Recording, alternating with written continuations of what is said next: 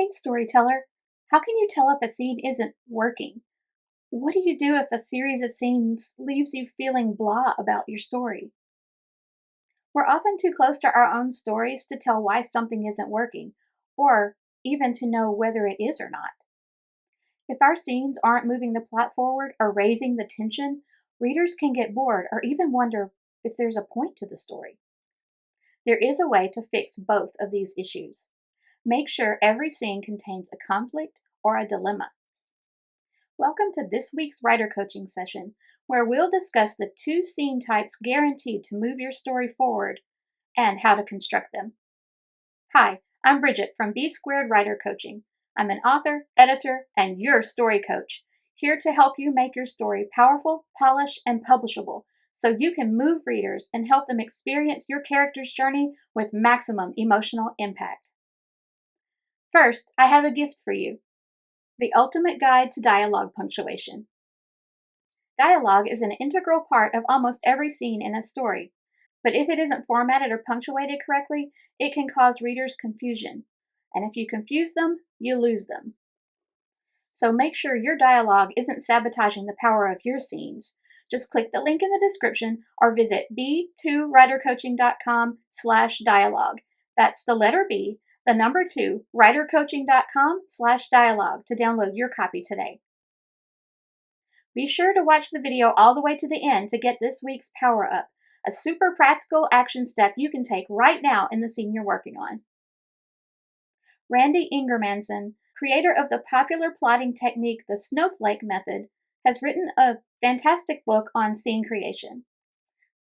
How to Write a Dynamite Scene Using the Snowflake Method. In it, he says that every story needs 2 things, a character and a crucible. The character is obvious, but the crucible is how we lock emotion into the minds of the readers by showing them why the character can't get what it is they want most. The crucible is all the conflicts, dilemmas, obstacles that stand in your character's way. He also says that every scene is a mini story that needs to deliver a powerful emotional experience for the reader. So this means that not only does every story have to have a character and a crucible, every scene needs both as well. Today we will discuss the things every scene must do and the 2 types of scenes Randy Ingermanson outlines in his book, proactive and reactive scenes, and how to construct them. So let's dive in. Scenes can have many purposes, everything from character development to revealing relationship growth, revealing some aspect of the plot, introducing the reader to interesting elements of the story world. The list goes on. But there are 3 things that every scene, regardless of its other purposes, must accomplish. It must move your story forward, increase the tension or stakes, and matter to your protagonist. This doesn't mean that bombs need to be going off or car chases need to be happening in every scene to increase the tension or the stakes. Tension can be, yes, of course, those external conflicts and big explosions, but it can also be emotional tension, relational tension, and internal conflict. In order to move the plot forward, every scene needs to have an ending that makes readers want to keep turning pages. We will discuss several ways you can end your scenes to accomplish this. And every scene needs to matter to your protagonist? Well, what if it's told from the point of view of a different character, or even the villain's perspective? How can that scene matter to your protagonist? Well, the protagonist may not even know the events in the scene are happening, but they need to have an impact on the plot or on the protagonist's journey, on his or her outcome, ability to reach his or her goal, or some other aspect of the story that relates back to the protagonist. This can even include a scene that has a great impact on a character that the protagonist cares about. As I mentioned earlier, Randy Ingermanson outlined 2 types of scenes, proactive and reactive. What does he mean by this? Well, proactive scenes are ones in which the viewpoint character, that is, the character whose perspective the scene is told from, has a goal at the beginning of the scene. And the goal should be clear to the reader. It doesn't need to be stated outright. The viewpoint character shouldn't sit around and say, oh, my goal is to blah, blah, blah. That's no. We need to show, don't tell, as always. But the goal should be clear to the reader and identified early on in the scene. Now, this isn't referring to the story goal or the overall goal of the plot, the protagonist's greatest desire, for example. What we're talking about here is a goal, a small goal, just for this particular scene. What does the character want to accomplish, either through this event that's coming up or through a specific conversation that's going to happen in the scene, etc. The second component of a proactive scene is conflict. What is it that's keeping the point of view character from reaching his or her goal for the scene? There's some kind of danger. That danger can come from the story world, from other characters, from the viewpoint character's own weaknesses. The important thing here to keep in mind is that whatever it is, this conflict is keeping the character from accomplishing that goal we established early in the scene. You can actually have more than one conflict in a scene. Sometimes it's a great idea to do that. And conflicts can range from internal to external and anywhere in between. Some combination of the two is often quite powerful. The big question is, should your character achieve that goal? Well, it can go either way. Most often the answer will be no, and that will help you keep the plot moving forward the best. This is called a setback, when the character is trying to achieve something in a scene, a smaller goal, and fails. A setback can also occur if the character has a victory. Maybe your character does achieve the goal, but something else happens that causes a different conflict that will arise in a future scene. Or maybe it just alludes to that additional conflict. In this case, you have a victory, but you still have a setback. This is also called a yes but ending, in which, yes, the character does achieve the goal, but something else arises to stand in our way. And that helps us move the plot forward because the reader is quite tense, wondering what's going to happen next with this new conflict or dilemma that has popped up. And of course, if the character fails to achieve the goal, that moves the plot forward because the reader is rooting for that character, if the character is one of the good guys, of course, to achieve the goal in a different way in the future. If the viewpoint character is the villain and fails to achieve the goal, that's actually a victory for your protagonist. So let's look at these two types of endings. There's the yes but ending, and there's also something called a no and ending, in which the character doesn't achieve the goal, so that's the no, and something else happens along with it. So you can have the compounding effect that moves the story forward. Keep in mind that the setback component of a proactive scene relates to the protagonist. So if the scene is written from the point of view of the villain or a character who's working against the protagonist, then a setback would be that character actually achieving his or her goal in the scene, because the villain or someone working against the protagonist has a goal that is in opposition to what the protagonist wants. And if that character achieves this goal, that creates a setback for the protagonist as well. So if you have the point of view of a villain or an opposing character and this character fails to achieve their goal, then you would need to do something that allows that character to have some kind of another win or a different kind of victory, or hint at a different kind of victory coming in the future. Here's an example of a proactive scene from The Hunger Games. In case you're not familiar with the book series or the movies, the main character, Katniss, lives in a dystopian, futuristic sort of version of America in which there is the capital, which is very wealthy and advanced, and then there are, I think it's 12 districts that are kept in poverty because in some time in the distant past, the districts rebelled against the capital, and so the capital keeps them quite oppressed. And one of the ways they achieve this is through a competition called the Hunger Games that happens once a year, in which there's a lottery and two children, a boy and a girl from each district, are chosen to participate in the Hunger Games. And it's basically a reality show in which the children have to kill each other and only one can survive. The one who survives gets lots of perks for his family and for the district as well. So when the Hunger Games opens, our main character, Katniss, is shown to be a good hunter. She hunts for food for her family because they do, like I said, live in poverty, and she's good with archery. Her sister is actually chosen for the Hunger Games, and her sister is far less capable than Katniss of survival, so Katniss volunteers to take her place.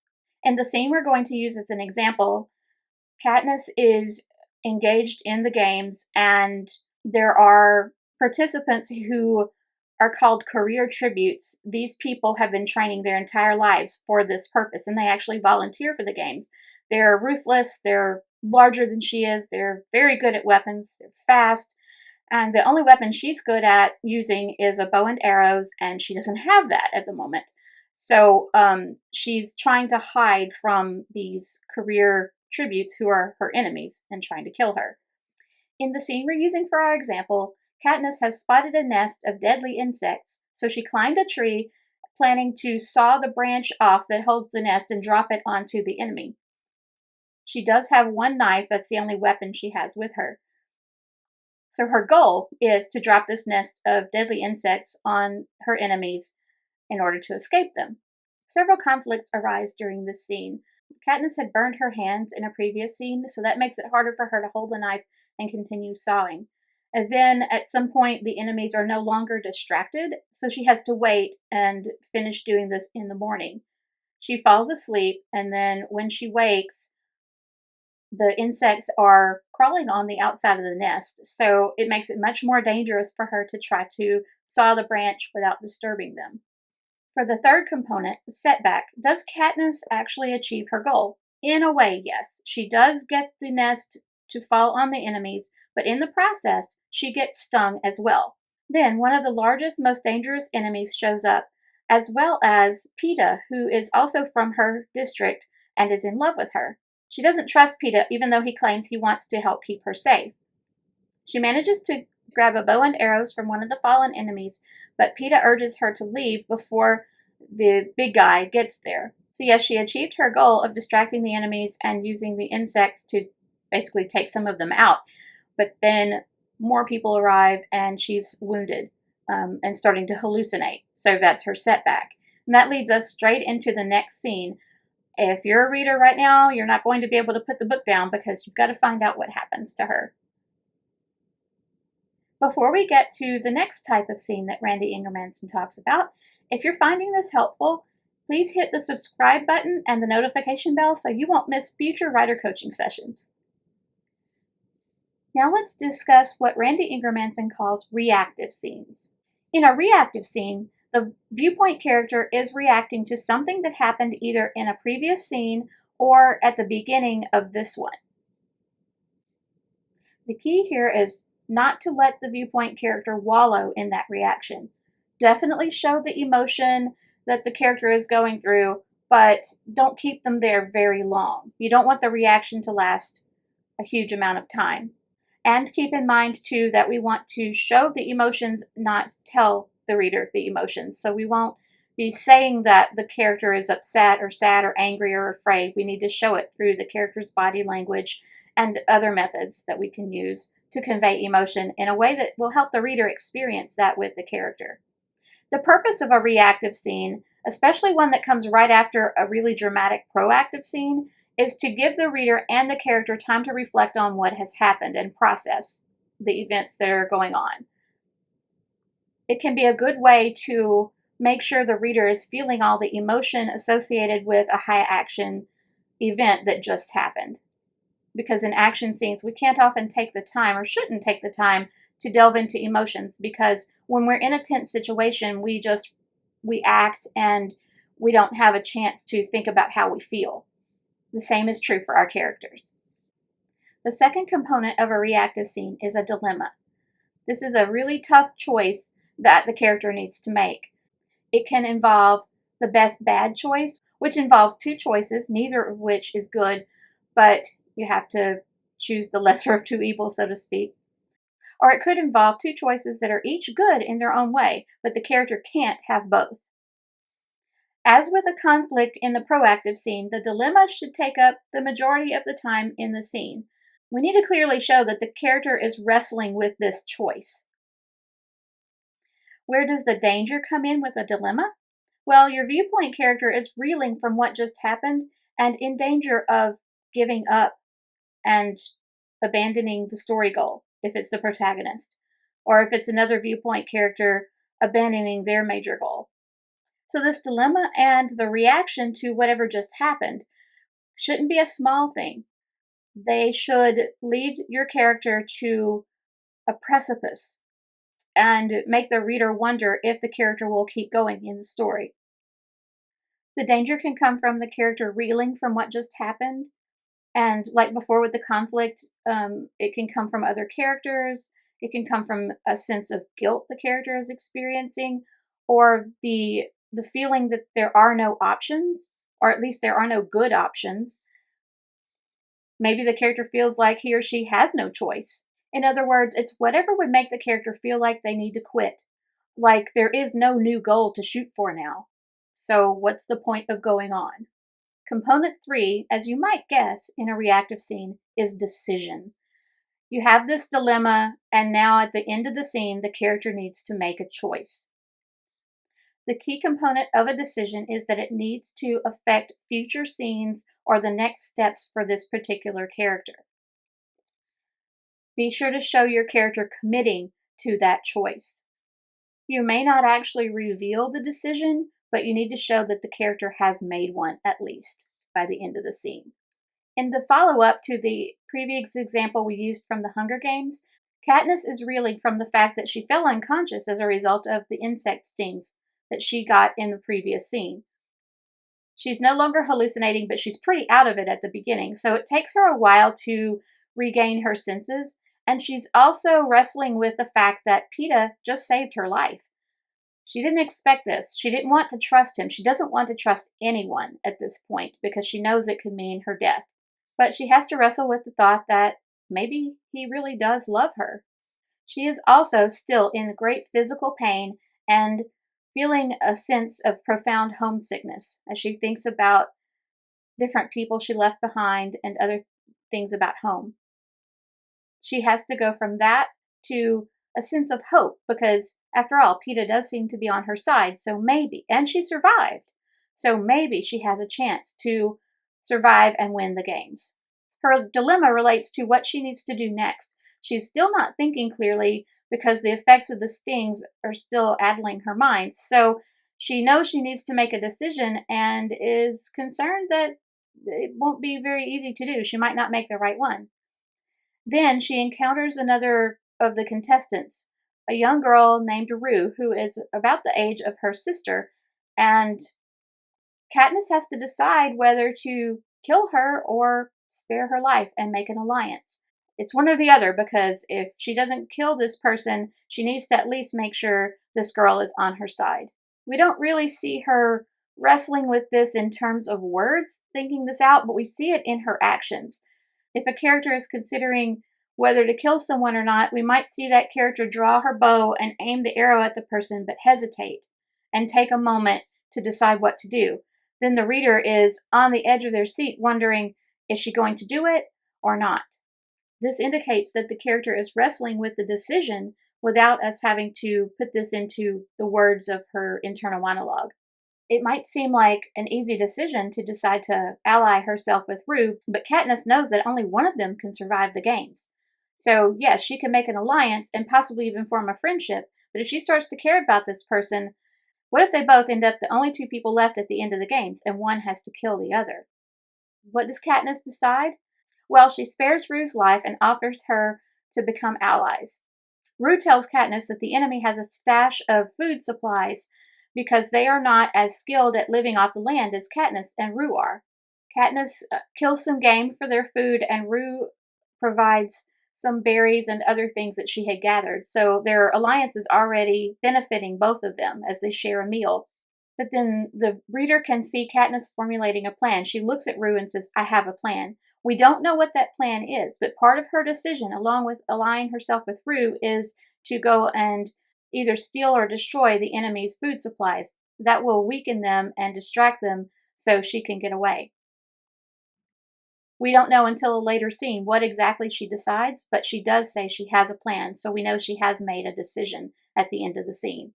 And this moves the story forward.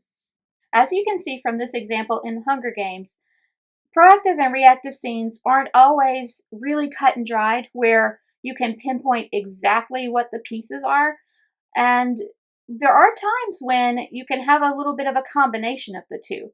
Maybe you have a reaction, but then a conflict arises, and the character didn't really have a goal at the moment. They were just reeling from what happened, but then, I don't know, a battle comes out of nowhere. And so that's more of a conflict than a dilemma. They just have to fight for survival. So you can do a combination of these, but the main thing I always tell my students is to make sure every scene has a conflict or a dilemma, and to make sure the ending of the scene does move the plot forward in some way.